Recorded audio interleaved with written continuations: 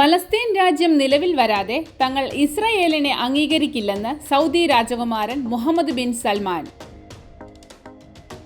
Israel Hamas യുദ്ധം കൊടുമ്പിരി കൊണ്ടിരിക്കെയാണ് Saudi രാജകുമാരന്റെ പ്രസ്താവന വന്നത്. റിയാദ് ഇസ്രയേലിനെ അംഗീകരിക്കുകയോ ഒരു തരത്തിലുള്ള നയതന്ത്ര ബന്ധം ഉണ്ടാക്കുകയോ ഇല്ല. ഒരു സ്വതന്ത്ര പലസ്തീൻ രൂപീകരിക്കുന്നതുവരെ പലസ്തീൻ ജനതയ്ക്കെതിരെ ഇസ്രയേലിന്റെ കടന്നുകയറ്റത്തെ MBS രൂക്ഷമായി വിമർശിച്ചു. സ്വതന്ത്ര പലസ്തീൻ രാഷ്ട്രം സ്ഥാപിക്കാൻ വേണ്ട ശ്രമങ്ങൾ സൗദിയുടെ ഭാഗത്തുനിന്ന് ഉണ്ടാവുമെന്നും MBS കൂട്ടിച്ചേർത്തു. ഈസ്റ്റ് ജെറുസലേം തലസ്ഥാനമായി പലസ്തീൻ രാജ്യം നിലവിൽ വരുമെന്ന് സൗദി രാജകുമാരൻ പറഞ്ഞു. ഷൂറ കൗൺസിൽ യോഗത്തിലാണ് MBS ഇത് പറഞ്ഞത്.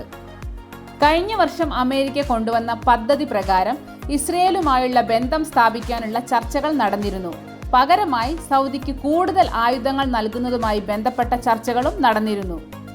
എന്നാൽ ഒക്ടോബർ 7 ഹമാസ് ആക്രമണത്തിന് ശേഷം ചർച്ചകൾ നിലച്ചു പോകുകയും ഇപ്പോൾ സൗദി തങ്ങളുടെ നിലപാട് മാറ്റുകയും ചെയ്തിരിക്കുകയാണ്.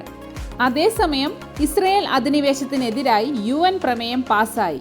പലസ്തീൻ പ്രദേശങ്ങളിലെ അധിനിവേശം ഇസ്രയേൽ 1 വർഷത്തിനകം അവസാനിപ്പിച്ച് പ്രദേശത്തു നിന്നും പിന്മാറണമെന്ന് പ്രമേയം ആവശ്യപ്പെടുന്നു. UN ജനറൽ അസംബ്ലിയാണ് ഈ പ്രമേയം പാസാക്കിയത്. 124 രാജ്യങ്ങൾ പ്രമേയത്തെ അനുകൂലിച്ചപ്പോൾ അമേരിക്കയും ഇസ്രയേലും ഉൾപ്പെടെ 14 രാജ്യങ്ങൾ പ്രമേയത്തിനെതിരെ വോട്ട് ചെയ്തു. 43 രാജ്യങ്ങൾ വോട്ടെടുപ്പിൽ നിന്നും വിട്ടുനിന്നു. എന്നാൽ ഇന്ത്യ വോട്ടെടുപ്പിൽ നിന്നും വിട്ടുനിന്ന് എന്നത് ശ്രദ്ധേയമായ കാര്യമാണ്.